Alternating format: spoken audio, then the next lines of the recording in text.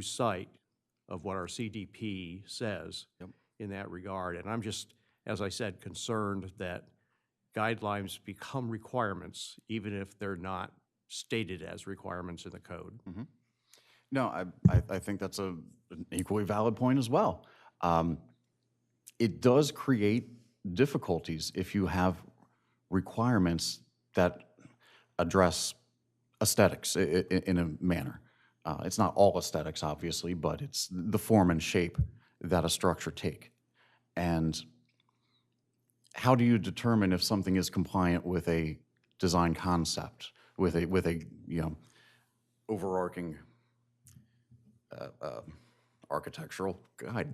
It's a tough thing to determine compliance with. Typically, you like in the planning world to have your policies, your actual code, be somewhat black and white so that compliance is more easily determined than, does it look and feel like this? It becomes more subject to individual interpretation, and that can get you in trouble sometimes. And additionally, I think your point about flexibility is very key. We do want to ensure that we're providing owners and developers with the flexibility to design these uses and projects in a way that fits the market need, that is financially viable for them, obviously is compliant with the underlying zoning requirements, and all of the health and safety provisions of the various codes as well. So I don't think anybody, and please correct me if I'm wrong, but I don't think creating additional burdens is part of our goal here. Based on just our conversation previously, I don't think anybody wants that, but I think we also want to make sure that the final product, the end result of the development that will occur under these regulations still maintains the character of the city. So it's a balancing act, which is very typical of planning. How do we constrain and how do we allow? It's a tough question sometimes. Sir? So it's my understanding the CDP is required by law. We have to submit one every 10 years or so to the state. And it doesn't have the force of law, but it provides a framework or a guideline by which all decisions should be made. In other words, if the CDP says they want to encourage a walkable, bikeable town, then projects that would increase density and further strain parking, wouldn't be in line with the CDP. So it's not restricting it, it's not force of law, but it goes against the spirit and the guidelines as set forth by the CDP. So I think with mixed use in particular in this case, I think that it does help to address a lot of the goals of the CDP. There might be some conflicts, particularly with parking, but theoretically, the parking on site required under existing regulations, and as we're going to discuss parking here shortly. A couple of points here. In many cases, depending on the type of residential units that are being proposed in a project, there may be a lot less demand for parking because the residents or renters don't have cars, they don't drive, they are, in some instances, your workforce, which is, depending on the specific areas, not necessarily here, but everywhere. A lot of the workforce housing is smaller. It's targeted towards people without large families, without any family at all often, and who typically don't have the spending capacity that other residents may. So it's... What you're saying is mixed use could be in line with making the town more walkable, Yes. more pedestrian friendly, because it's going to get cars off the road, irrespective of the loosening of parking requirements for new development. Correct. And it absolutely does increase walkability because you're situating these units, the residential portions, in a more urbanized environment. They have the opportunity to easily walk to their destinations without getting in the car, with only a 5-10 minute hike down the road. So a lot of the research into that area does support that. It doesn't eliminate the need for cars, or a lot of reliance on them. As we said, there's no grocery store easily accessible. Yeah, you can walk it, but again, not with a big shopping list. Again, another balancing act. I think that as long as we are cautious and thoughtful in our approach to how we address parking requirements, we should have that balance met, in theory. Or we're good. That's our goal, at least. We're going to strive for that. Anything more on the architectural guidelines? Yes, you both hit it. Okay. Let's go Susan first, and then we'll come back to you, sir. I guess I have a foundational question. So we're called the Mixed Use Zoning Ordinance Task Force, and I know that the city is undertaking a rewrite of their code. How does our work here relate to that, if at all? That's a very good question. The Okay. last that I had heard, I wasn't aware that that decision had been completely made to do a rewrite. I know it had been in discussion, but I wasn't aware that it, And it may not be, I just know that it's afoot. okay. It's been budgeted.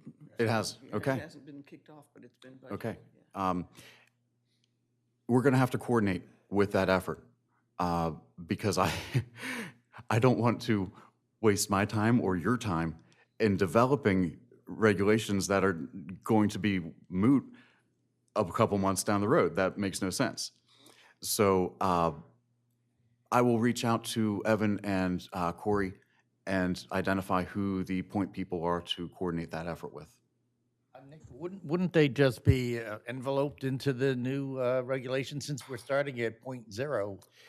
That all depends. Starting at point, what exists. Yeah. Right, but I mean, as That's a new, far from zero. well, we're starting with a new zoning category. Well, it's going to be our thought currently is that it'll be a subsection of the existing commercial set of regulations. And so you've got the C1, 2, 3, and then would have a mixed-use section within each of those, so that it's a permitted use within each commercial district. And under that, each of the commercial districts would have a tailored mixed-use section that'll fundamentally be similar, but address things like in the C3, how we want to maintain a smaller scale, as opposed to the C1, C2 areas. Does that sort of make sense? Now, how, I don't know a thing about what the intent of the rewrite of the code is in terms of the zoning portion, and to what extent they're going to revise, work within the existing frameworks or what. But I will try and get some information on that if it's available. They simply may not know at this point. And we're going to have to take that into account as we go and try and find a way, and this will be a lot of my task, how to draft the regulations so that they can be portable into a new document. Yeah, it's an added twist. Thanks. Yes, sir. Yeah, I would hope that we don't leave this discussion without a clear understanding of the significance of the CDP. It does have, it carries with it the force of law. Correct. And so maybe it would be helpful if you could explain that concept as it relates to the CDP for everyone so that they understand exactly what it means. Yeah. So in Delaware, the CDPs are required, as you said, every 10 years. There are 5-year updates that are sort of scheduled, depending on your size. I don't recall if they're mandatory or not for a 5-year.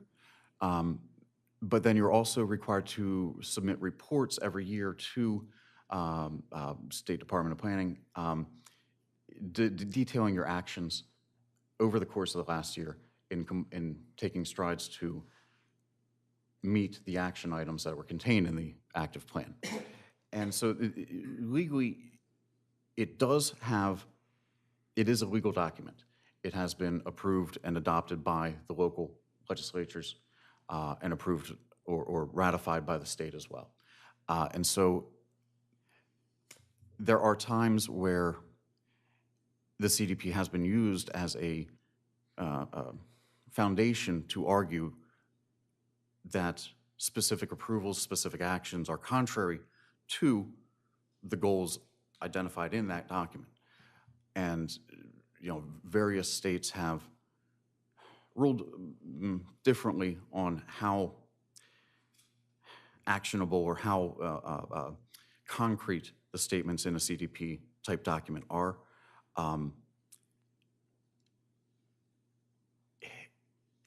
It does have the weight of law, but it's not perfect black and white, a lot of the statements within it. There's a lot of room for interpretation and varying degrees of compliance with it. So if it were more enforced, you would be requiring the city to take concrete steps within specific timelines and committing economic resources within that document, and it would have a much more rigorous process to be approved. And that's not to suggest that the process to develop these isn't rigorous. It is, but it's more of a guidance and a policy document than a legal document in a manner. I know that probably did not clarify the question I was being asked. It's a sort of odd document in that way. Please. Yeah, if I could just add. Absolutely. There are actually aspects of a CDP which, due to passage of certain periods of time, actually the courts would recognize as law. Yeah. And I think the courts would also recognize, for example, as it relates to what we're discussing and considering here, that if we were to ignore concepts or suggestions as to how mixed use should be implemented that are contained within the CDP, that we would not be in keeping with the tenets of the CDP. Correct. So we can't ignore things like flexibility when it's specifically included with respect to mixed use. And then there are other things in the CDP relating to mixed use as well that I think we should all understand as a baseline. Absolutely. Thank you. And I didn't mean to suggest that it's not a legal document, that it can't stand up to scrutiny in the courts and it can't be used for determinations. It's just some of the language in the document can often be fuzzy at times, as a general statement, not specific to Rehoboth's. You're absolutely correct that we need to be consistent with the goals that are identified in the CDP for mixed use. That is a pretty clear indication and determination of our directives there. So, we can't reduce flexibility in compliance with mixed use plans. We can't ignore the calls for additional housing options in there. So we need to make sure that we are incentivizing those things that are called for and making sure that we have flexibility built into the systems and all the other goals that are identified there. Does that help at all? Have I just muddied the waters worse? I guess for me, the CDP talks about, in addition to other things, it talks about mixed use as a way to foster affordable housing. And I think in a way that, like gravity is a given, I think that if you're a developer of a very expensive parcel downtown, practically speaking, you want to maximize its economic value to you within the guidelines. And I don't know how practical it is, and or how likely it is that a mixed-use zoning code is going to foster more affordable housing downtown. And I'm not a developer, but I recognize that people have to get a return on their investment. And so it's like that keeps racking around in my mind as saying, okay, I hear the CDP, it's a laudable goal. I agree that it's more affordable housing is needed, but we've got a very expensive real estate market here. Absolutely. So there's certain practicalities that are probably not going to change. And we're constrained by the charge of this task force to focus on Chapter 270. You know, if I ruled the world and had my way, I would be including tax incentives in our charge. But that's a whole other can of worms. And, you know, unfortunately, we haven't been provided that expanded review to include those. I think, honestly, a lot of the tax and monetary elements should be considered to accompany our efforts here. There's only so much we can do within the zoning regulations. And that's why we're focusing on how do we create conditions that nudge the balancing act of the economics towards inclusion of these other housing options. We're going to be nibbling at the edges, but at the same time, we're also going to be constraining and shaping those types of developments. So right now, we have a gap in the zoning that needs to be addressed, regardless of the incentivization. That's a word. We need to have that as a goal, of course, again, to be compliant with the CDP. But we have to recognize that the real impacts and capabilities are going to be limited because of our purview. But we're going to do the best we can to hit everything. And that's one of the reasons why I'd really wanted to have development representation here. That I think is a gap that we have. So if anybody knows any developers, we can always get them added here. We know them. Yeah, I mean, please, if you have a chance, talk to them. Try and entice them to come to this. If not to sit on the panel, these are open meetings. We would love to have somebody come and provide input. So, I mean, we did our reach out, but didn't get any bites. Well, I mean, there's a difference between trying to get people to serve on the task force for so many months and Yeah. maybe having one of the sessions be True. dedicated to having developers come in. That Yeah. could work. You know. That's a very good point. Let's try and generate a list of developers, large property owners, et cetera, in the area that we should reach out to and offer that opportunity. Nikki, let's send out an email to the members just for that purpose specifically. And we'll have a little online conversation and get a list going together, if that makes sense. And then I'll work with Evan to coordinate and communicate with them. Timing-wise, let me take a look at our draft schedule and see when might be a good time to think about bringing them in. I'm thinking maybe 1 or 2 meetings worth. Does that sound like a good starting point? Maybe, yes, sir. They do more than one. We could look up and see what their tax burdens are, but I'm sure that it's going to be extremely difficult to motivate anybody. We can do property taxes for the city, but we can't do much about county.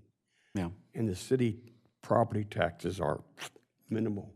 yeah. I mean, half of 50 is 25 or whatever it is.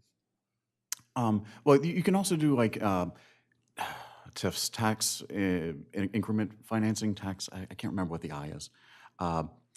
Essentially, specialized districts where there are additional tax benefits that will help with developers to reduce their costs of new development. It might be reductions in not only property taxes from the city, but fees, help with financing the projects, various options there. Not my strong suit, admittedly, the financial elements, but we can certainly get expertise in that area to provide us with some additional recommendations that come out of the task force here. Please, keep going. We don't tax the commercial folks for their rentals.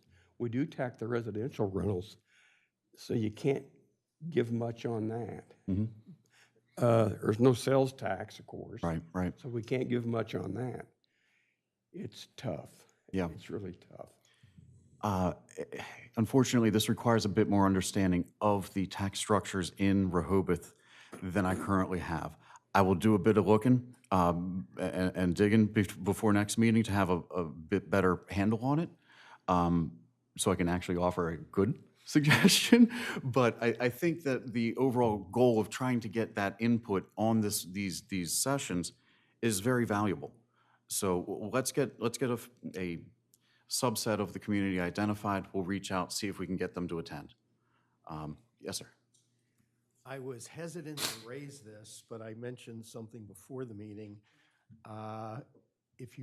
If the ability to change ownership, instead of having fee simple for a building, having condominium ownership of a mixed use, that would definitely enhance the value of the property and make it easier for developers. You've got a market for the commercial, and then especially if you can build, 1 or 2 units above it, that is real value. I'm sorry, but is there a current restriction on doing condos or something like that? I'm not 100% sure. It's land-based. It's a square footage of land. It's not, I don't know that there's an ownership restriction. Other than transfer. Right.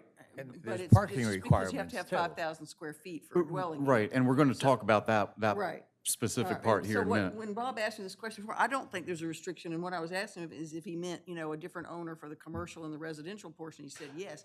I don't. Yeah, I mean, I don't guess there's any restriction. Patrick, do you know, is there any restriction against it being different? We don't restrict the ownership aspect of it. I mean, it's, condominiums in a residential issue is a difference, but in commercial, it's not. Yeah. I suspect there must be some limitations that I can't think of off the top of my head, but we don't have condominium structures in the residential areas. And so there more than likely is something in the code that just may escape our minds at this point that limits, that type of development. Right. It certainly does, in my mind, point out an area where there could be flexibility. In condominiums, you're usually talking about ownership, but it could also be rental properties. And I think there are ways for the city to incentivize property owners or developers to build mixed use and even consider apartments as opposed to condominium units or things of that nature, efficiency apartments even. An individual property owner, might decide that they want a business on the ground level, which is their main objective. And if they can make a little more money out of renting, apartments upstairs, that's all the better. And one way we could incentivize that is to exempt them from the rental tax. Yeah. Yep. I mean, there are a variety of ways that can be done. Right. Without hitting the actual real estate tax base. And unfortunately, again, that is a little bit outside of our specific purview, but my thoughts are that in addition to the specific zoning regulation revisions that are going to come out of this, that we also have a recommendation document of sorts that is passed along to the Planning Commission, to the Board of Commissioners, to the executives. It's to everybody, essentially, that includes these type of recommendations for other city actors to take action on. We can't do this alone. We can't have the real effects that we want in and of ourselves. It has to be a collaborative effort amongst many areas of government.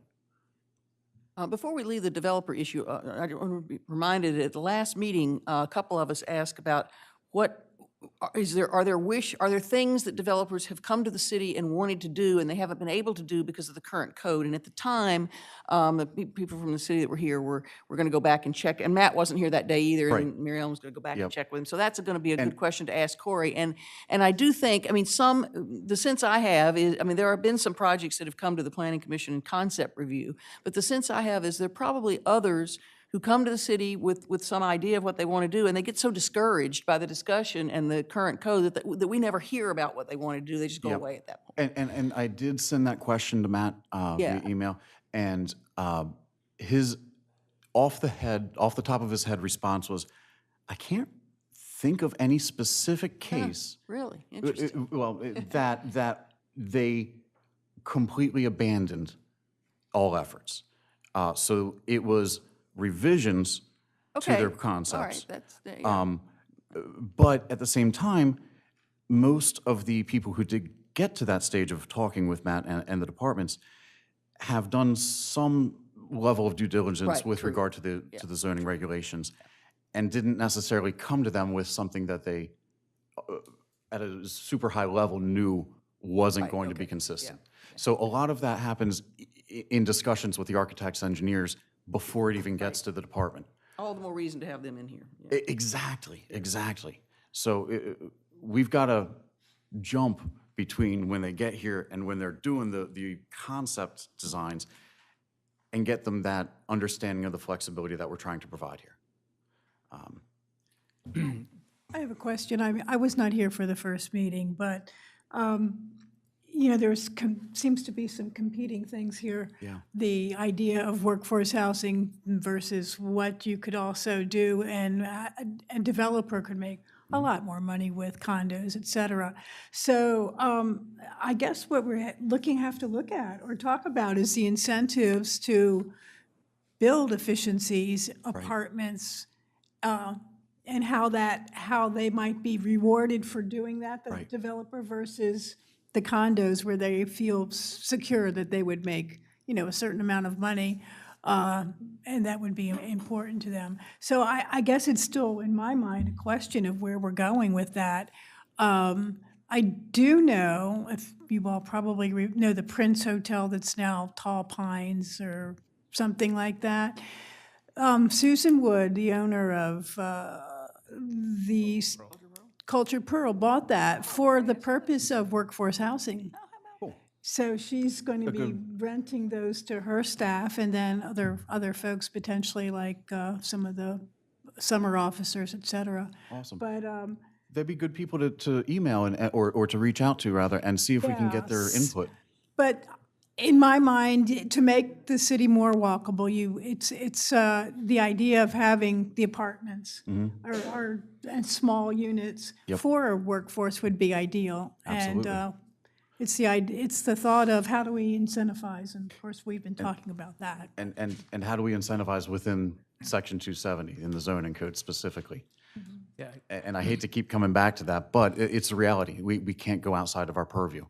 So we're going to get into that here in just a second. Let me keep moving forward here if I can. The other question was about form-based codes, and you know, a definition right in front of you here. It fundamentally is about focusing on the final product and not necessarily the strict elemental regulations that are typically found in a standard zoning code. Now, there are multiple degrees of form-based codes, from a very strictly all form-based to not at all.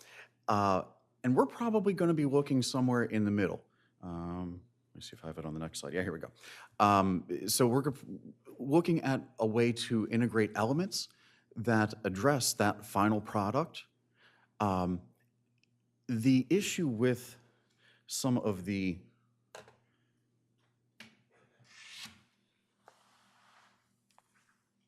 I'm sorry, let me find the right. Some of the form-based codes out there are intense, to say the least. This is an example from Columbia Pike Revitalization District in Arlington. Just this area right here is over 200 pages for the document. Developing these codes is very time-consuming and requires a lot of specialized knowledge, not only of planning law, but of the specific area in question. And while, you know, as we said before, part of our goal is to provide flexibility. Form-based codes oops, I'm sorry, you can't see that at all. Where's my zoom button? There's a little better. Form-based codes are exacting, if you will. They are going to provide the very specific do's and don'ts of developing a project. And I show you this simply to give you it's a little bit of insight into the scale and scope of what a real form-based code is going to entail. Now, I don't think we're considering something of this magnitude here. So again, I go back to the fact that we're looking more at a hybrid integration of form-based elements within a more standard zoning code itself. Now, with the discussion earlier about the whole code update, that might be a different story once I get some insight on what their plans are with that. So if, and I don't know where the process is right now, so I don't know if any determinations or goals have been made for that update. And please, if anybody knows, jump in. If the directions are to integrate it or change it to more of a form-based code as a holistic effort, then we're going to have to change, I'm going to have to change my drafting strategy. I would tend to shy away from a strictly 100% form-based code just because of the cost and complexity in developing it. And I think a lot of municipalities have found that the effort needed to go to this type of regulatory approach is significant and time-consuming and costly. You know, in Arlington's case, this plan took over 4 years to put together.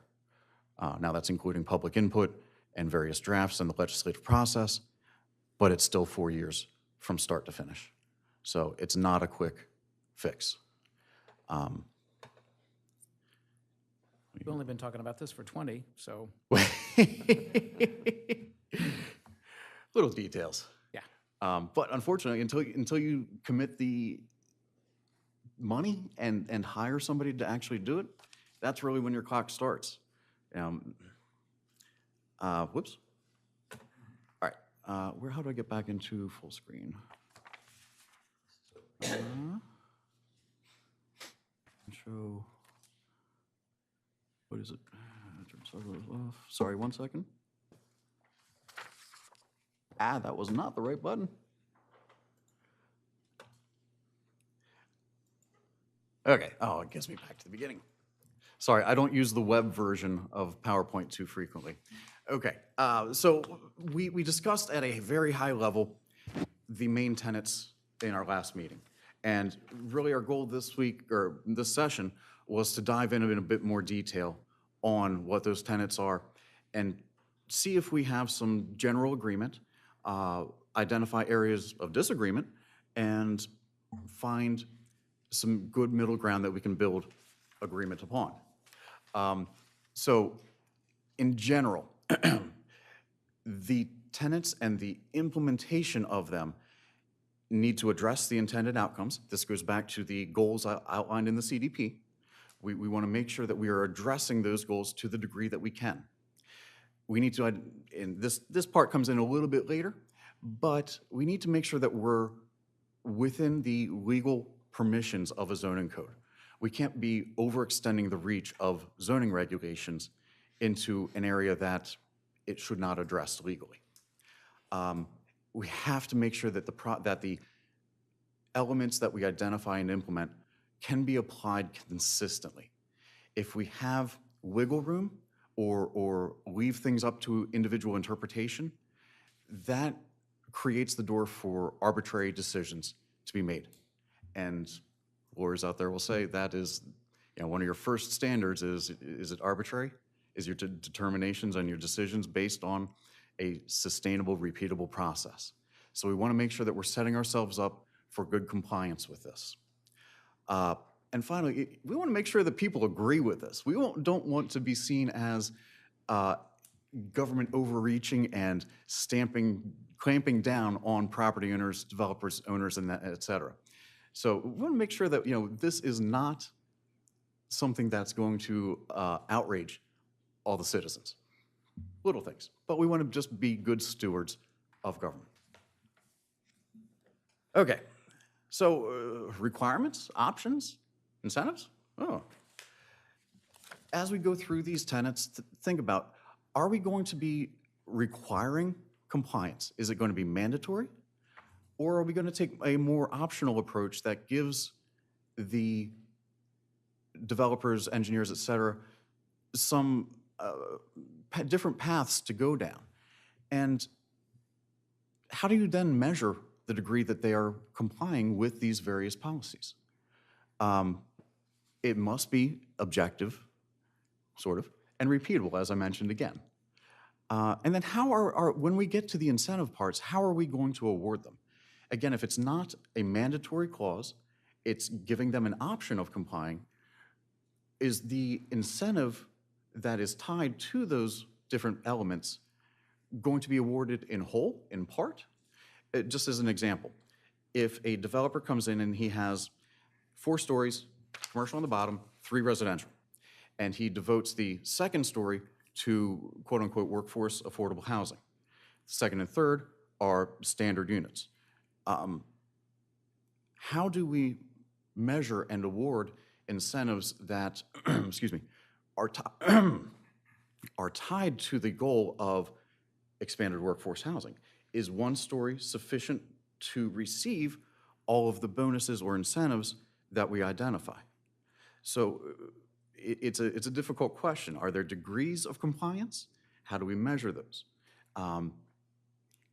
Looking around at some examples in the area and nationally, a lot of places will use like a worksheet and a scoring system to measure the proposal and then proportionally award some of the bonuses. So if in this case we're talking about reduced parking requirements, say there are 100 spots required typically, with no integration of the incentive elements. Say they get 20% of the elements included. 20% of the residential units are for workforce, targeted for workforce occupiers. Do we give them a 20% of the bonus that's identified for parking reduction? So if we said that the maximum reduction in parking were, make up a number, 20 less spaces, do we give them 5 less if they have 20%? And again, I'm just making numbers up that I can easily work with in my head, so don't quote me on those. It's illustrative. Yes, sir. I think in real life, when we're talking about the commercial district or Hobart, we're probably talking about 2 parking spaces rather than 100. I mean, that's, realistically. And I think we're talking about giving them relief from regulation, not reducing the regulation, just giving relief. And I think it would be easy to particularly with parking, to regulate the workforce housing simply by not giving relief if it's not the workforce housing. Mm-hmm. But what if part of the proposal is workforce housing? Do we award partial reductions in the standards? Does that question make sense? No. What is a partial reduction? So if the entire unit, if the entire project were all workforce housing, again, just say 100 units, and say the typical regulation would require 2 parking spots for each unit. So you have 200 parking spaces required typically. And we said that if your project is wholly targeted for workforce housing, you would get a 20% reduction in the overall required parking spaces. And again, I'm just making things up here. It doesn't. I think that's more complicated than it needs to I be. don't think anything of that magnitude in workforce No. housing would ever be How- built here. I would think an easier way to look at it would be if you are building 4 units above your commercial, you're going to need 2 parking spaces for each one of these units unless you guarantee that they will be full-time working housing, lower income housing, in which case you would not be necessitated to have those 2 parking spots. But do we want to require 1 parking spot for those? No. We don't want to require any. Well, So, I mean, that's what we had to that's decide. and we're getting a little bit ahead of ourselves, but my point is that as we go through and this process, we need to consider the implementation and the various elements that will come before the planning department for review. So my guess, and I guess a lot of times I think of the larger scale development, like the 4-story, 100+ type units. But at the same time, I need to remind myself that, no, I need to include the C3 type areas where it's going to be a much smaller scale. But, I'm sorry?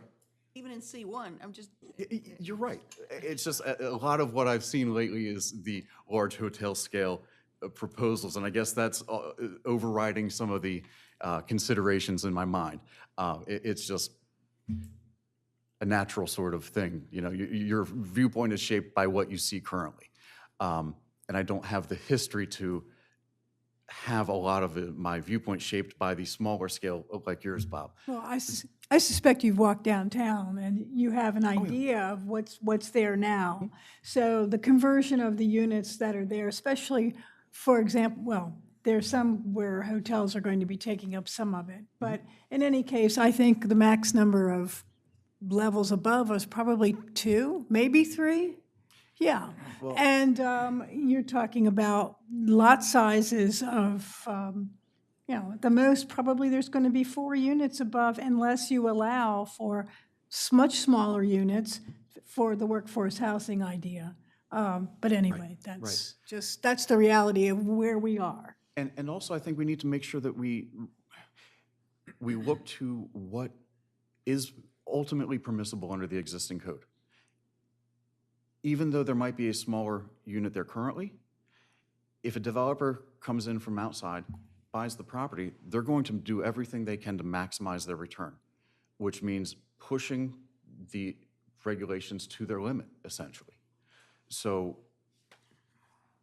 we need to keep in mind those upper level limits when we're thinking about what could be, and making sure that we don't just look at what's now and what we think the intent of the owners are, but what's possible from some outsider perspective whose primary focus is the economics. Does that make sense? Yeah, it does. But can somebody tell me what the maximum depth of a lot is on the avenue, for example? Anybody have an idea? Depth or? Basically 50 by 100. That's what I thought. Yeah. So when you start talking about parking, it's going to be tough. I mean, to even think about how you might do that. And the idea of perhaps not needing parking at all for workforce housing, I think, would be absolutely what we would have to do. And again, I think in the big challenge to a developer here is just the fact of, the number of units per 5,000 square foot lot. So if you, the incentives, I think maybe we should move away from a tax incentive because we have a 3% tax. The kind of the sweet spot in renting a downtown apartment now is like $2,500. Even if it jumped to a new facility or new apartment, whatever, at $10,000, we're only talking $3,600 a month, a year, $3,600 a year in tax relief, which is bupkis, okay? So I think looking at the types of units, if you go 2 stories or 3 stories, if you would create 1-bedrooms and then studios, because studios would be the type of thing I would think that a workforce housing would probably be more susceptible to rent or meet their accommodations and also meet their, financial needs in that regard. And if workforce housing, bringing downtown, maybe it won't need a car. Other municipalities, large municipalities, give credits for bike parking and Uber, credits and this type of thing that the developer will supply to those individuals. Now, those are condominiums, but same kind of principles to think outside the box in that regard. So I just think that it is the number of units as opposed to any financial, tax incentives. We just don't really, that doesn't mean a thought to any people. So to clarify something, when I'm talking about incentivizing, what I see is by reducing things like parking requirements, Right. that directly reduces the cost of building that out. And again, this is for the larger scale, but it's all a measure of scale. Well, it Your also- relief is Yeah, if you- higher with more spaces. Give and them reduction. give them the relief on parking, and it also provides more building area. Correct, So- exactly. It's a twofold. Yeah. Yeah, less cost, but more return. Right. Yeah, I mean, now technically the additional units will take up additional cost, but there's return on that to offset it, so, But if you're renting you're renting 4 as opposed to 2. right, that's a bonus. Yeah. So I have a question about workforce housing. We all understand what it is and they understand the need for it. So what is workforce housing? Does the person have to work in the city limits of Rehoboth? Or can it be anywhere, how far out? Does it matter? I don't, my understanding is that the location doesn't matter so much as the income levels of the residents and the rental fee for living there. So basically, it's lower cost for less space, for less, not amenities, but a lesser cost. That's fine. So they For can less. work anywhere in the county then? There's no restriction on that, as far as I am aware. That would be very difficult to implement. Sorry. you- I'd like to comment. What comes to mind to me for incentive to a property owner who would want to probably turn a space into housing for the workforce, you can take example, our property, 33 Baltimore Avenue, which has elegant slumming in it, beach essentials in that area. That used to be the Downs rooming house. My dad and his partners bought it in 1977. The upstairs, second floor and third floor, are rooms. Each one of the doors has a number on it. So it was a rooming house. Currently, there's one bathroom up there, which is in my office, which is used for our contractors. Somebody I'm meeting to sign a lease can use a bathroom. On the attic floor, that's storage right now for all of our Christmas decorations and things like that. There is a bathroom up there, but not in use, drained and everything.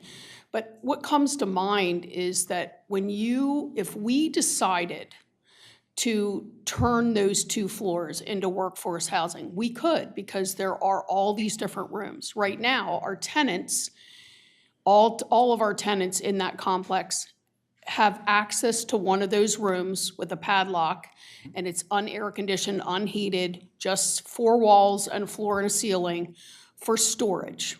Christmas decorations, display item things, their table for their sidewalk sales are stored up there. But if we decided we wanted to make that workforce housing, to me, I look at the city code, and it is exorbitant to make bathrooms up there for every faucet, every toilet you put in. And it's not including the use of the water. That's fine. Water and sewer, the charge is fine. But for us to add a bathroom to these places, even a little studio room that's 13 by 13 feet. Where would you do it? It is really expensive. So for an incentive for someone like me, I think if we're gonna write it in, that if you're gonna have workforce housing, they're gonna be very small units that will fit a dresser, a bed, have a bathroom. Even if we did shared bathroom up there, that incentive would be to give the developer, the person that's doing, like 50% off reduction of every faucet and every toilet you're putting in, because that really would stop us. It's exorbitant to put a bathroom in any of these spaces. Or how about eliminating the requirement for a bathroom in every space? Right. That's one of the concepts that I noted in a little bit here is, there used to be those boarding houses all over the place where you had one kitchen for, 20 people maybe, a couple of bathrooms that were shared, and it was more dormitory-like in our current conception than individual rental units, like apartments. We don't regulate the fixtures. That must be in the building code. It's in the building Yeah. code. Yeah, and we don't have any control over that. And, well, that can be amended in response to some of the zoning elements, and I'll have to check with Corey on exactly all those details, but conceptually, that is changeable. We don't have to use the International Building Code, is what you're saying. We can amend it, and there are many instances where we currently are not consistent with the IBC. Susan, yep. Well, I think the question comes to my mind is, okay, so we create these incentives, and I have commercial, and I have a bunch of small efficiency studio units. What's to stop me from just renting those out nightly at rates competitive with a hotel room? Because the argument is you get a kitchenette and a whatever. So I'm going to charge, I don't know, $600 a night in high season. And so I think, I keep coming back to, I think, building a affordable housing while a laudable community goal, and while talked about in the CDP, is sometimes impractical because of the value of real estate here. And I feel like we can do all this, we can say all this, but we had a mixed-use project, a small project on Rehoboth Avenue. And, I mean, what's above that, Susan? Those are two big, it was broken into three, there were three separate lots, they didn't consolidate. 413, 15, and 17? Yes. Yeah, yep. And so I don't know how many square feet are those, 3,000 square feet, the They're residential decent above the size. commercial. Yeah, they're decent size. And so, Correct. One apartment per lot, I believe. right, but if I'm they're not remembering. gonna be, I mean, they're gonna put a lot of people in there. They're going to be 10, 12 people, I'd assume. So I just, again, if you keep fighting against sort of nature, was the wrong word, but if you. It's economics. Yeah. I don't know that we're going to ever achieve the goal we want to achieve, and might be spinning our wheels and wasting a ton of time. Yep. And so, So- Frank, real quick before I Yeah. go to you, just to respond to the specific concern about short-term rentals, let's call it. It's tricky, especially being constrained within the zoning code.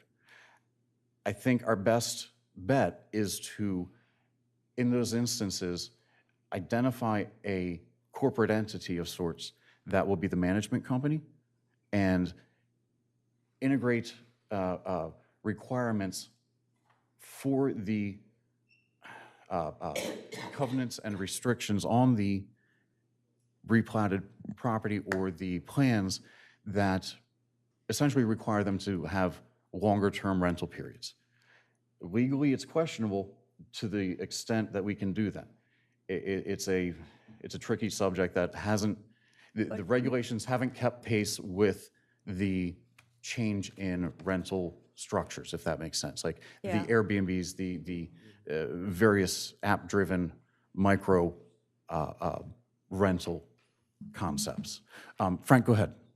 I think it's entirely possible that when it comes to new development, future development, the economics, the value of the real estate in this area, it's not going to allow for workforce housing. It's just not a viable business model within the city of Rehoboth. Exactly. But I do think one thing the city could do is start to identify existing properties where, because of the age of the property, because of the parking, the city could gain some worker housing by lessening some of the requirements. Like Jenny's property, I can think of 3 or 4 other properties right off the top of my head where you could do workforce housing right now in existing buildings. Some of these buildings are older. Some of these buildings may not be here 5 years from now, 10 years from now, but right now they could serve as workforce housing if they're identified and if you approach the property owners. As this is a goal of the city, how can we make this happen? A public-private partnership of a form, if you will, in that the government works with the property owners to develop that specific parcel for a specific purpose and cost shares, if you will. That's absolutely something that we could include as a conceptual recommendation for the city to consider, but it's not going to be something that we can actively do within our task force here. With the new development, unless you want to greatly expand the definition of workforce housing, I just see too many avenues where you can skirt the law, and you have, and even some that aren't nefarious necessarily, like on Wilmington Avenue at the Normandy Apartments for years, that was almost strictly workforce housing. Now there's some workforce housing there, but there's also some families that rent for the whole season. And within those families, you might have the daughter or the son or whoever, they work at Funland. So it's just a little bit too much It's loose. wiggle room. It's for loose. declaring that this is workforce housing, you don't need any parking, and there Yeah. won't be any funny business that Yep. goes on there. Absolutely, and that's, we're sort of fighting with one hand tied behind our back to a degree by just solely focusing on the zoning code. As I said, this has got to be a concerted effort throughout various portions of the government if we really want to have the desired impact that we do. Now, I will, I had a point I was going to add, and it completely lost me. I'm sorry. Let's go ahead to the comments.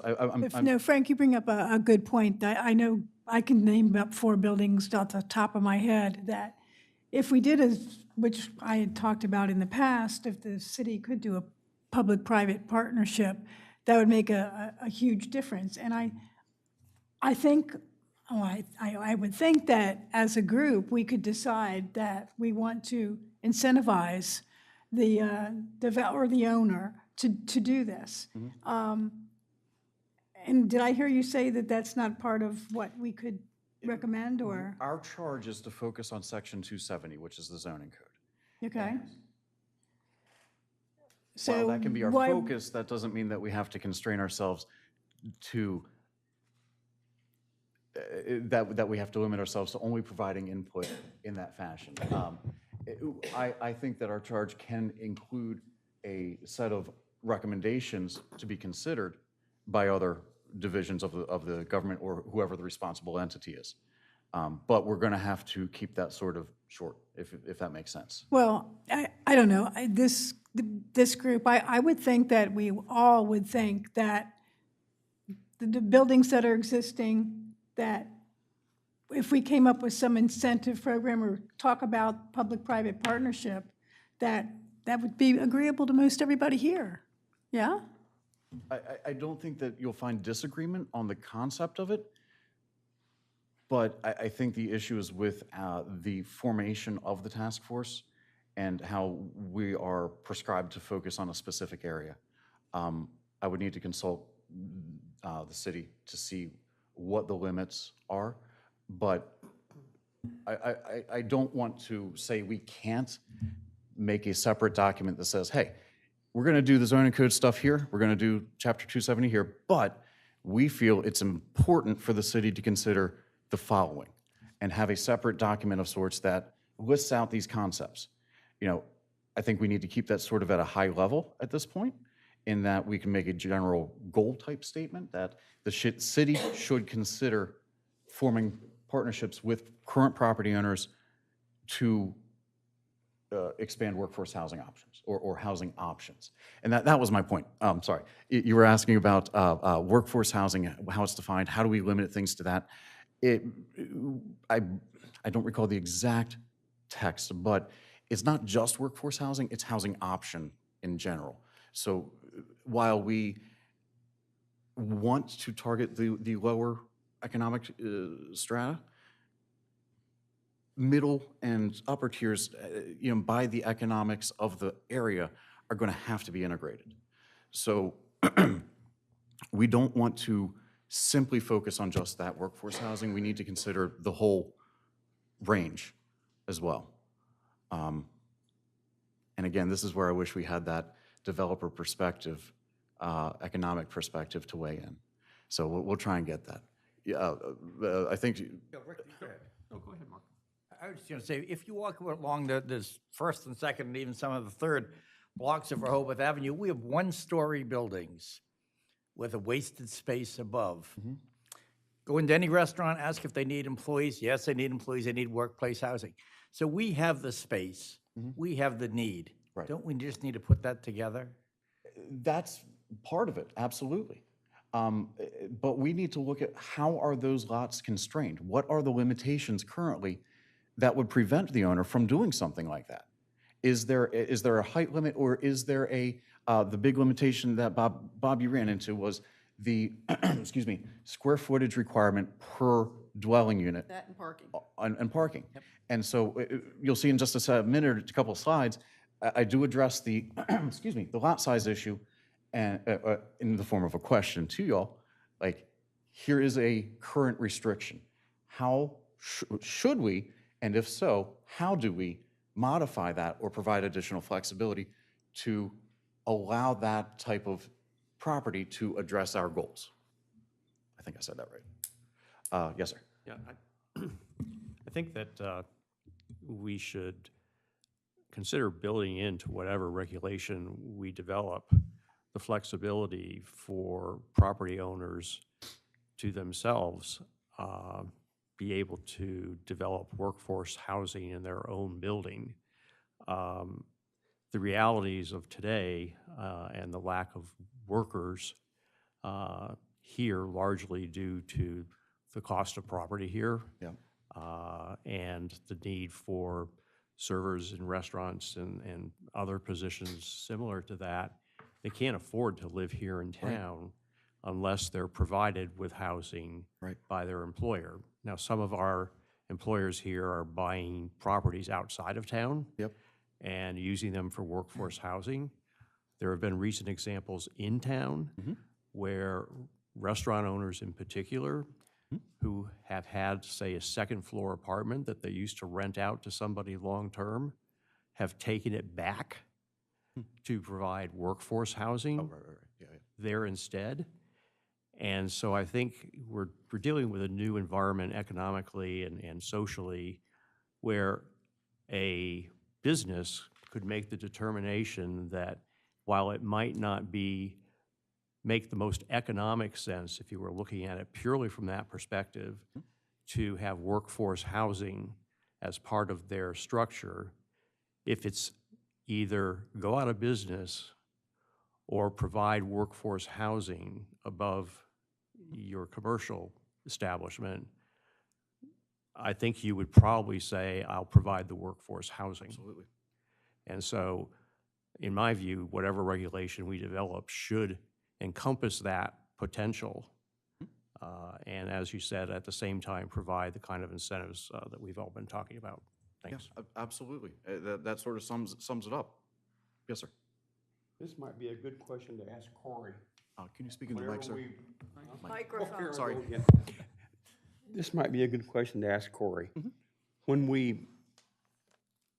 If we have existing space, I suspect we could jiggle with the square footage requirements and the FAR, but any renovation that we do is going to have to follow code and everything.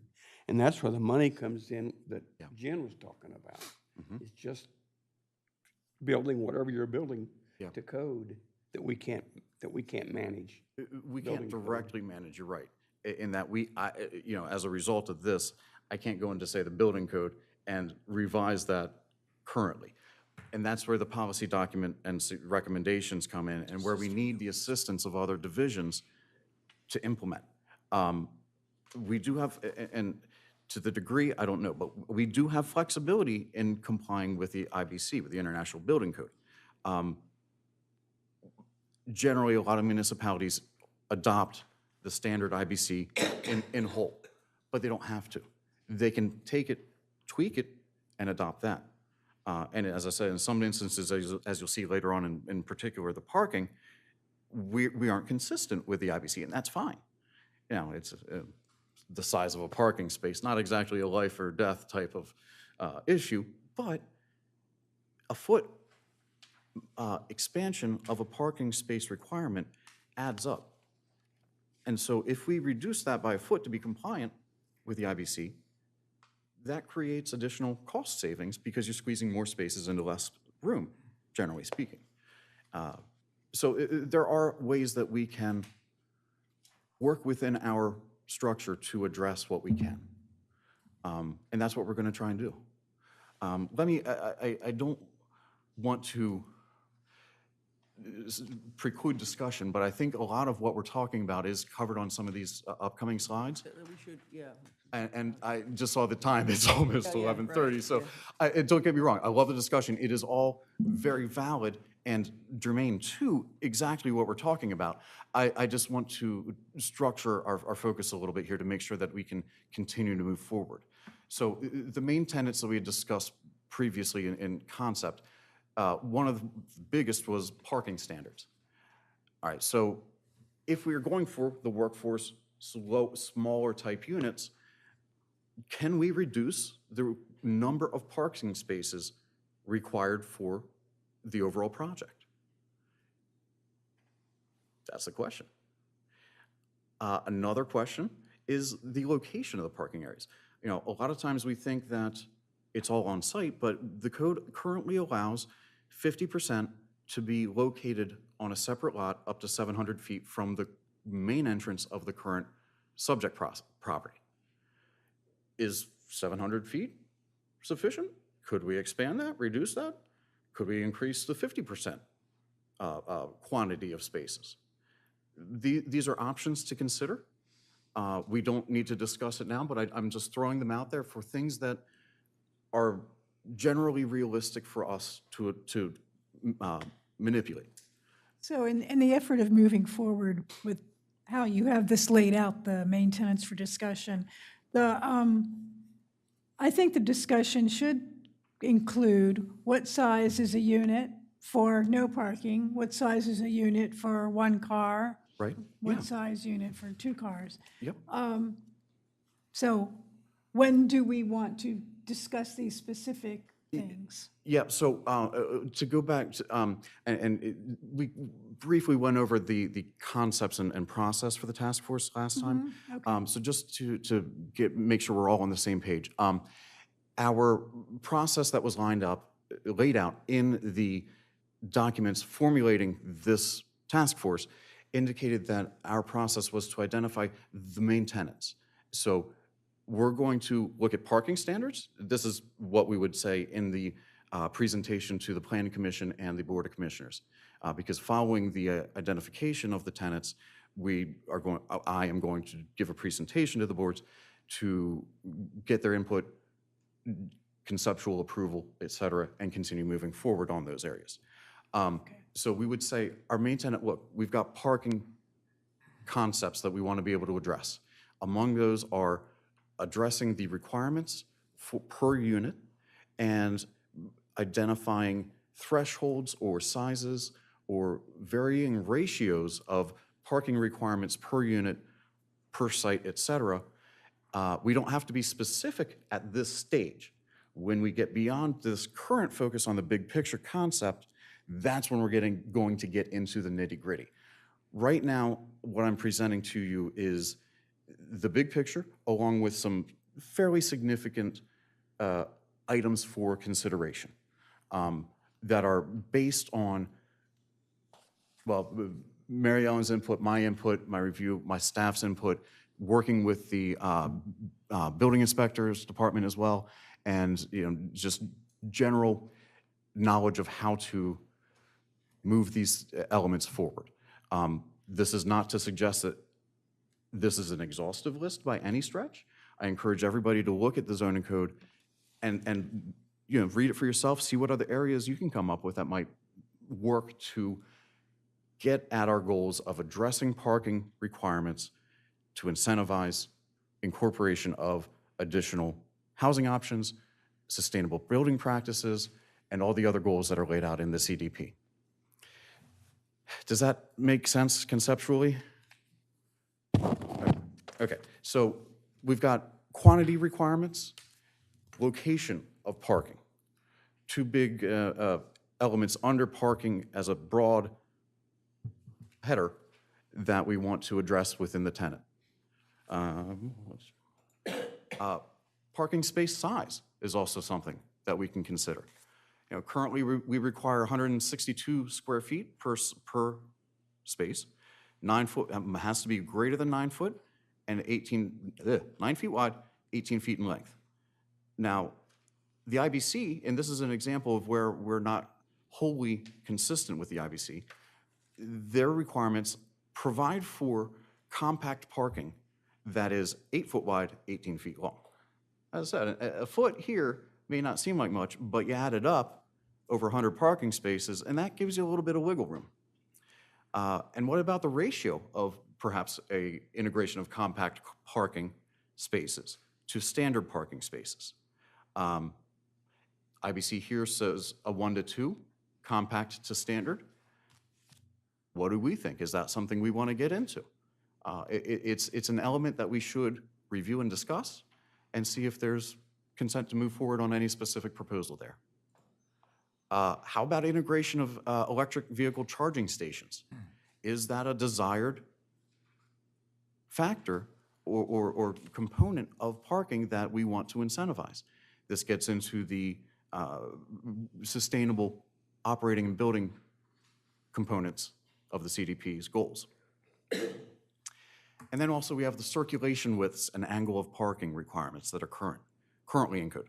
Right now we're saying 24 foot in width, and where the angle of parking is 75 degrees or greater, and a minimum width of 20 feet where the angle of parking is less than 75%. So is there wiggle room there to provide reductions without compromising the operations of a parking lot, garage, what have you? Another question that we should consider. And then shared parking. So it is currently permitted to have a parking area that is shared by other parcels, other uses. However, the total number of spaces has to be no less than the sum of the individual requirements for the other parcels. So if parcel A has 100, parcel B has 100, the shared parking space has to have at least 200. Well, let's consider that we've got 24 hours in a day. Commercial open hours may only span 8 to 10, half of that time. And a lot of that time that the commercial demand is happening, residential demand is at a minimum. So is there opportunity to consider the combined uses and have a reduction in total number of spaces afforded to each? Something to think about. But conceptually, shared parking can be part of the answer to reduce those costs for the developer to meet those standards. Something to think about. Okay, moving to a different tenet, the building height. Excuse me. We generally all agreed last time that we like the 42-foot limitation, so we're not going to really touch that. And then you've got the 50-foot maximum for use of the mechanicals of the building.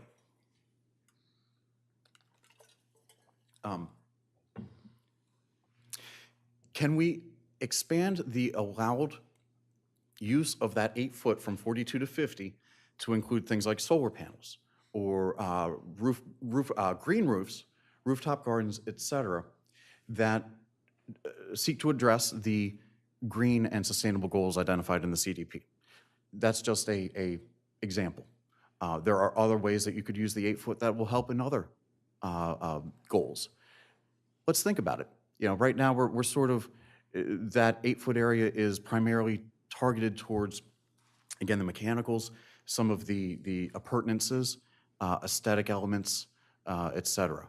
So is there potential in that area to give a developer some wiggle room to expand potential revenue to help us meet our green goals, if you will? Does that sort of make sense conceptually? Okay, and then right now, the floor height regulations, so the individual floors.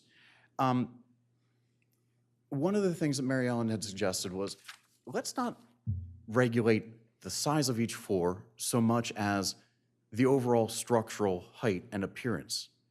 Now, I mean, obviously, you're not going to have anything shorter than 8 foot or so, or 10 feet, but if we give a little bit of wiggle room and consider revising the regulation that requires FAR to be double counted when you have a ceiling height greater than 12 foot. Does that give anybody flexibility? Is that helpful in addressing our goals? That's an area that we can modify if it makes sense.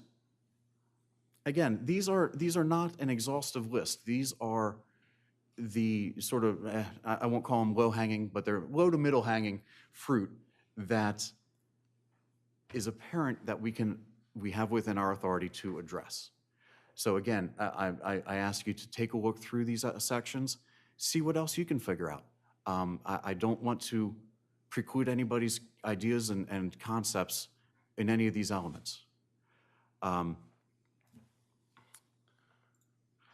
Again, building height. Commercial uses on the second floor, the vertical step back is measured at 14 foot to have a 30-degree angle, I believe, of the step back. Should that be maintained? Should it be revised? I think we could, from our general discussion about the character of the city and the existing feel of the streets, I would say that having the view sheds that are provided by those step backs are central to the character.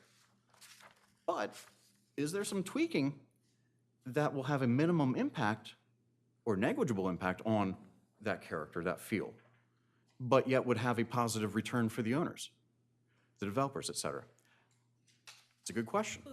And then something that Matt Janice had brought up, the building inspector, when we were talking about some of this stuff with him the other week, was half-story top floors and the roof design standards. And in this case, I wasn't completely sure of what he was getting at. So looking at some of the illustrations, the half-story means the portion of the building immediately under a sloping roof. I'll let you read that. It's still unclear to me exactly what that says. But the point is that looking at the design standards, the architectural design guidelines, and the code, and the building code, is there an opportunity to increase the usable area for an owner or developer that is within the FAR permissions and all the other requirements? Can we permit that to be used at a greater concentration? Can it be another room? Can it be a bathroom? Can it be something habitable? We'll get into that, but the overall point is that there are opportunities within the overarching building height concept that we can hopefully find a way to expand flexibility and compliance with. Conceptually, does that make sense? Okay. All right, so the green and sustainable building features and site development concepts, this one's, we're somewhat constrained here because we've got county law, county regulation, state law, et cetera, that have minimum requirements that we essentially adopt and delegate or upwardly delegate. So basically, if the developer comes in with a proposal that exceeds the required stormwater management regulations, is that something that we want to incentivize? If they provide for greater infiltration and aquifer recharge through their selection of BMPs or best management practices, whether they're using infiltration type devices or extended detention and treatment, bioretention, what have you, there are various benefits to each different BMP that we can get into a little bit. Again, is that something that we want to propose for incentivization? And if so, how? Then looking at the actual development of the site design. Here we're talking about using the low impact development concepts. And that would basically include the preservation of your A and B soil types, which are those that have greater infiltration capacity. And so they the C's and D's are your harder soils. They are almost not impervious, but getting there. And so the C and D's should be targeted for the site of your structure development. This is all in an ideal world, right? We have an ideal spot to develop. But conceptually, these are the type of approaches we can incentivize to use to address the sustainable goals that are identified in the CDP. This one is a little bit more tricky to address within the constraints of Chapter 270 because we don't get into how a building is constructed. If we were to identify things like efficiency standards, things like material selection, we would be exceeding the scope of the zoning code. And so we sort of want to not get too far into that realm, but we can touch upon it. We can identify opportunities for inclusion of solar structures, panels, what have you, on the site that are exempted from setbacks. I'm making stuff up here on the fly, okay? But the concept is, how do we identify these specific practices, integrate them into the zoning code, and have it be effective? Any Nick, questions on just- this one? Please. One comment on that. Yep. Just to make you aware, or in talk with Corey, the city does, looking at a proposed stormwater management plan that may have some impact on direction here. Absolutely, absolutely, and thank you for bringing that. I knew that, and it completely escaped my mind. So that is another thing that we'll have to coordinate with that group on, and we'll make sure that as they are proposing things that fit within the framework of our task, that we integrate those recommendations as appropriate. Make sure that they have the latitude in the zoning code to make the type of modifications that are necessary to support their actions, if I said that right. As long as there's no intended conflict. Precisely, that's what I should have shortened it to say. Let's avoid conflict with that. Here we get to the residential units, okay? So I made a mistake last session that Susan pointed out to me, Susan Gay, that is, and had conflated the average minimum size requirements that applied to hotels, motels, and rental type units, and said that they were applicable to residentials across the board. That was my mistake. So I've clarified that here. However, the code does not address any mixed use average room sizes. And that's what we want to specify. Is there a minimum threshold? Is there a maximum threshold? We can do both. If we want to really identify the range wherein it is targeted for workforce housing, establishing that upper threshold may be a way to target those specific rental groups. Obviously, the assumption is a smaller size of unit is going to be cheaper to rent. That's a regulation, not an incentive to have a maximum. It is a regulation. However, it would have the effect, if it's specifically targeted for a mixed-use property and a multifamily project, it would have the effect, it'll be a regulation. Yeah. And that's where I get back to one of the first slides about, are we creating mandatory or optional compliance elements? How do we measure compliance with those? So these are all self-reinforcing considerations, if you will. I think in this case, it would be a requirement for compliance if they're building workforce housing. If they're not, do they need to comply with it? So again, we get into the optional considerations. Tricky. Second point here, flexibility for composition, size, arrangement of the individual units. And this gets to the dorm type concept. Generally speaking, we have evolved our residential units from like the SROs that used to be very prevalent in cities across the nation. You know, they teach in planning courses about the SROs in New York, the single residency units. Occupancy, thank you. Not SRU. Those had a bed, maybe a kitchen sink, maybe a fridge. It depends on, you know, what you got. But the concept is more like a dormitory system. You've got a room, some of the newer dorms have a bath attached, some don't. Do we want to provide that type of option for these units or in general? And then that ties in directly to the lot size requirements and how that constrains the development of a property. There's, in 22A2, it talks about having that 5,000 square foot per unit requirement. That sets an absolute threshold on how many residential units can be incorporated into that property. Do we want to address that? Do we want to revise it? Do we want to eliminate it? Conceptually, the overarching purpose is we can modify these regulations to give more flexibility, more capacity for including more units. That's the concept. Any question on that at a conceptual level, please? My only question or just thoughts is, again, talking to the users in this standpoint and creating workforce housing, a lot of this is needed for J1 students, which are here seasonally. So what is the demand? Is that economically feasible to create workforce housing for, a 4-month or a 5-month period and sit unused, if you will, for the rest of the year? I don't know, but that's something to talk to the actual, like Chip Hearn, who brings in folks, those individuals that, is it, a good return on an investment? Absolutely. I don't know. Agreed. I think that we need more information in that area.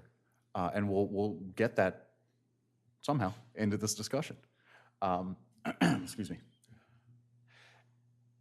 And the part in parentheses here on the last bullet, here we go talking about the architectural design guidelines and perhaps addressing modifications to that document that cover multifamily units in, I'm making up things again here, in the C3, for example, so that they have the aesthetic appearance of a singular structure.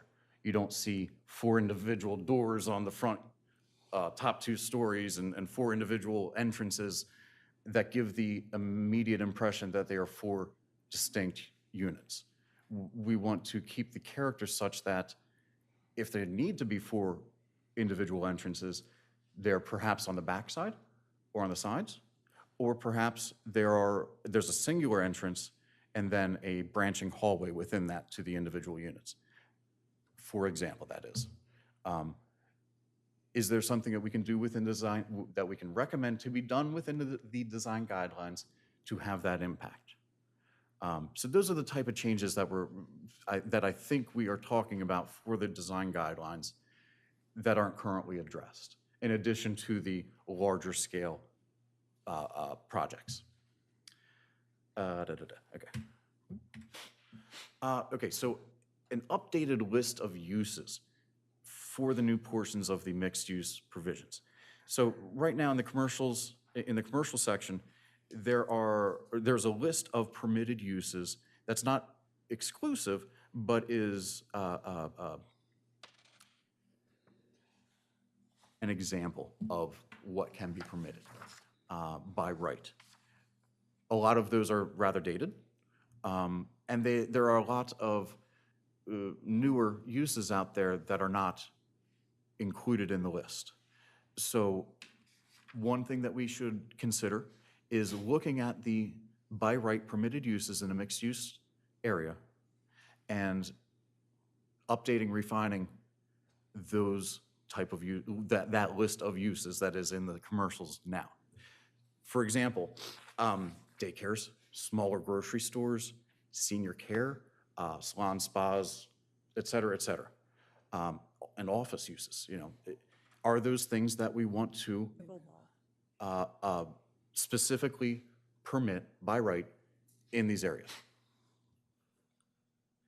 And then looking at, again, at the permitted uses, in a C1, in a commercial district, in Tier 1, it allows for R2 uses. Do we need to expand that to the other tiers? Should we? Should it be at a greater density than R2 would permit? These are conceptual these are concepts that we should discuss and identify if it's desired, if it'll have an impact, and help us achieve our goals. But again, looking to the large tenant, we're going to need to update that list of uses in order to modernize and integrate elements for a mixed-use project. Does that make sense as well? Any issues? Great. Lot coverage, excuse me.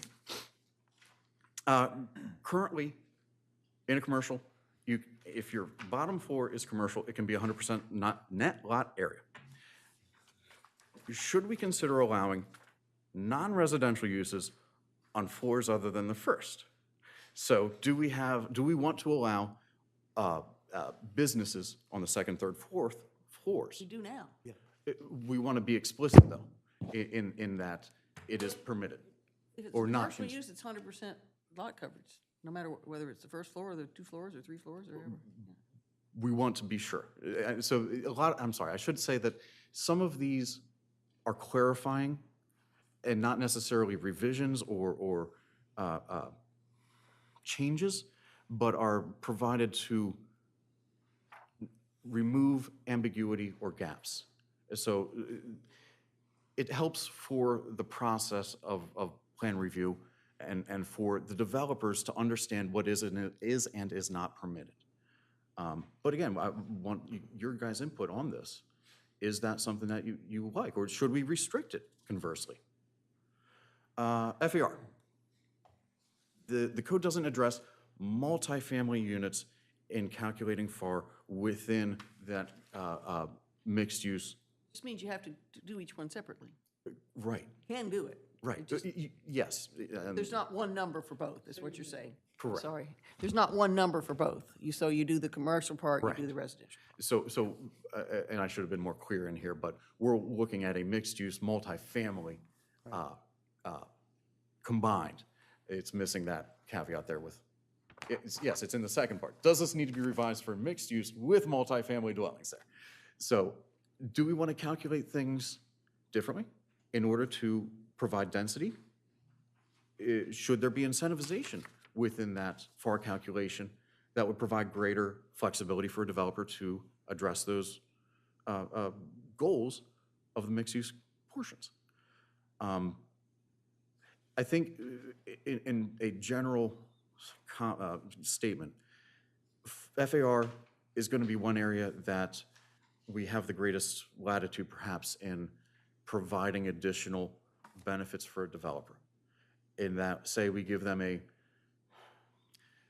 10, 20, 30%, whatever the number is, increase from what's existingly permitted existing to what they can do. That'll have a direct economic return for them. Okay. Yes, sir. Can we just point out, though, that in the past couple of years, 5 or 6 large projects that have come to the city have all gone to the Board of Adjustment, Yes. requested an increase in FAR, and to my knowledge, every single one of them was granted. So Yes. they can't use that excuse that they're not getting additional FAR as required when it makes sense. You're right. But they have to go to the Board of Adjustment to do They it. have to, right. And that's- But that gives you opportunity to look at each one individually. My time on the Board of Adjustment, we've approved them because they've made sense. There may be one come along someday that doesn't make sense. But here would be conditioned. Any revisions, could be conditioned on their integration of the desired elements, the affordable housing, the housing choice components, things of that nature. Again, this is up to you all. I'm throwing out concepts that we can address. And just along those lines also, could those incentives for FAR or parking or something of that nature be utilized to attract the type of businesses that we would want to have downtown? So it's a different FAR for a grocery store or a pharmacy or a theater or, something of that nature. Absolutely. That, again, trying to bring those, to make it an attractive, full-service community. Absolutely right. So, when we get into those level of discussions, let's broach that topic. Are there specific uses, and how do we? One of the issues there is how do you do you constrain it for the proposed use, or how do you consider the use in 20 years of that space if it changes from a grocery store to, I don't know, a mall? something. I can't think of a good example. Again, I don't think we're reinventing the wheel here. There's probably, Yes. whether it's deed Language out there. restrictions or there are tools Yeah. to be able to accomplish those things. Yes, it's a question of, If it changes use, your taxes triple or quadruple or Right. who knows? but the problem is that we're constrained to look at 270, chapter 270.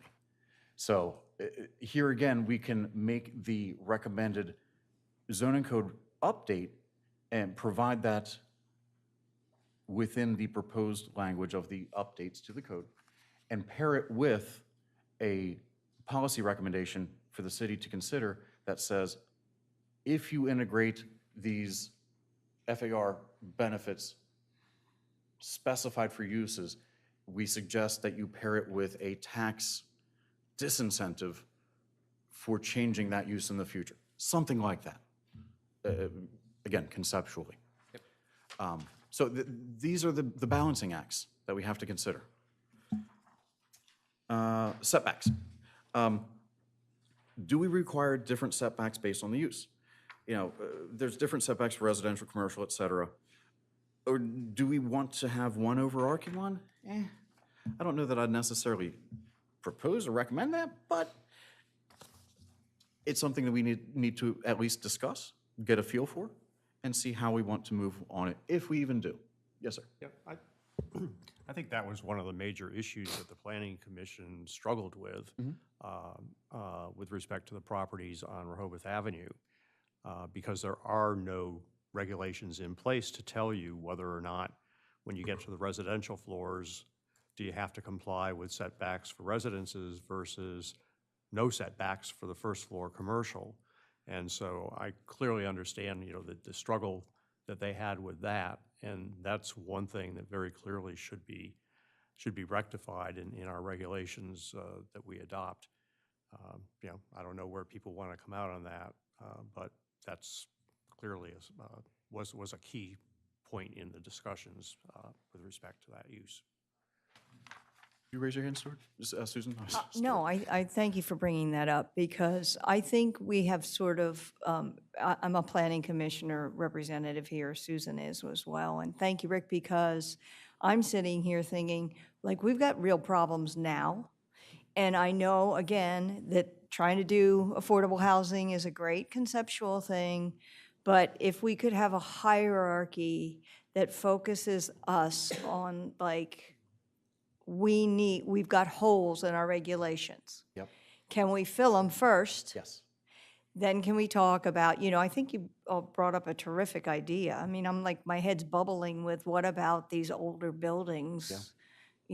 What about public-private partnerships? What about nonprofit funding? Like, can we think about the affordable housing thing as a secondary or a sequentially Yes. later thing? Because I keep sitting here going, that's not going to happen, that's not going to happen. Nobody's going to build the buildings that we're crafting with these little units. I just don't think it's practical.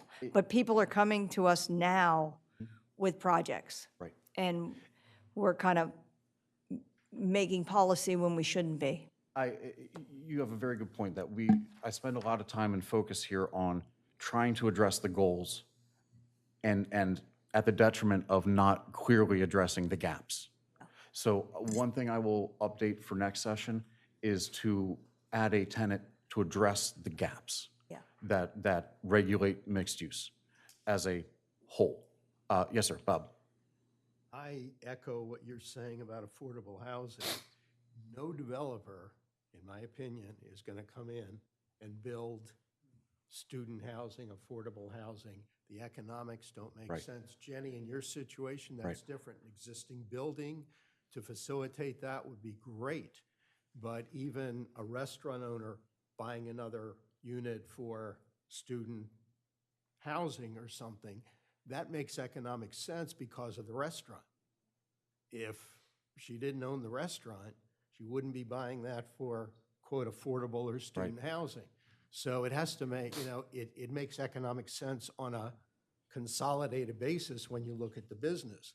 But just a developer coming in to build on 2 lots, 8 student housing units and a couple of other things will not happen. It's too expensive. The economics aren't there. I agree. And that's why in one of the first slides, I talk about the proportion of the proposal. Is 10% targeted toward that economic group? Is 20, 30, 40%? And then how do we align any incentives that we identify to go proportionally with the proposal? So trying to provide a conceptual framework for pairing the proposal from the owner-developer that is grounded in the economic realities that they're faced with our attempt at an economic, or attempt at incentive structures within zoning to provide greater ability to make the economic calculations beneficial. I think I said that right. Yes. I'd just like to add, maybe we should shift our thinking and think about the particular businesses in downtown Rehoboth that need workforce housing are hotels, restaurants, bars, and the amusements. Yeah. And basically to service our population that comes here. So thinking about in the future, if a developer is going to build an amusement or build a restaurant and a bar, that it gives them, that developer, incentive to put housing there. So it's in the place of, you know, maybe part of the floor of a hotel would be their workforce housing, and you give them incentive to do that. Yeah. You know, I think about all over Rehoboth. I mean, Funland does have housing for some of their employees. When I was young, some of my friends lived there. They had dormitory housing, but now it's more for the family and the management. Blue Moon, Joyce developed Blue Moon.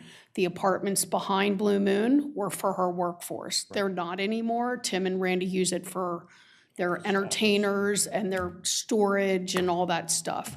So maybe that's what we need to shift on. And then there's the other element of a commercial building like Dave and Walt are building, where they're commercial and then there's residential above, or incentive to build a building that allows someone to open a business in downtown Rehoboth and actually live above it. Absolutely. So I think these are separate issues versus talking about an overall workforce language in the code.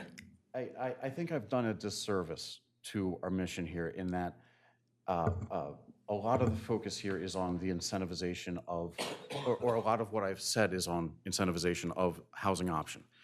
I don't mean to preclude housing overall from that conversation. It's a mistake on my part that I should have caught. So please understand that while we are trying to identify ways to create this other housing type, it's not at the complete removal of all housing. We have an undersupply of housing stock, period. And the opportunity to increase housing for all strata should be taken. Now, should we fully incentivize all housing over retail or other commercial uses? That's a question.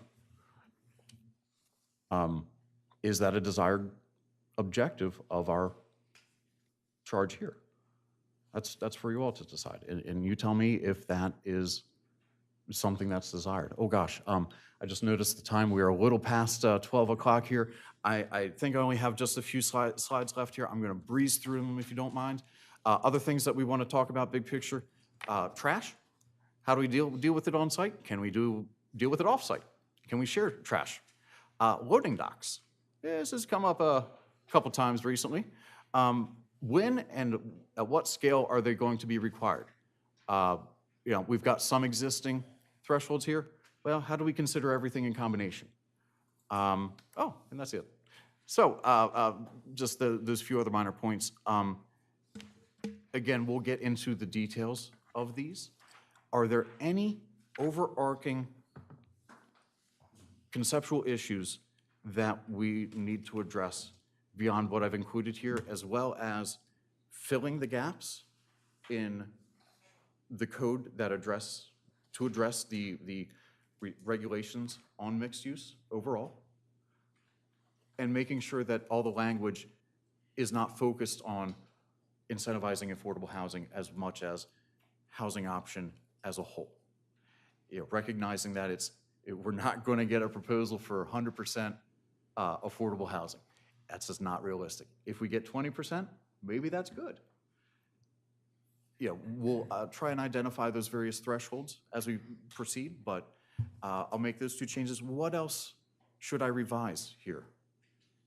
And to be another point, I will make sure that you guys all have digital copies of this presentation, and we'll have some email communication, so giving you guys some opportunity and some time to think about these things. So don't feel you have to answer me now. But if you have any answers now, I'll take them. What did I miss? Yes, sir. I just have a quick question. Yeah. Will the documents that you've presented be embedded into the agenda? And yes. Yes, yeah, they should be.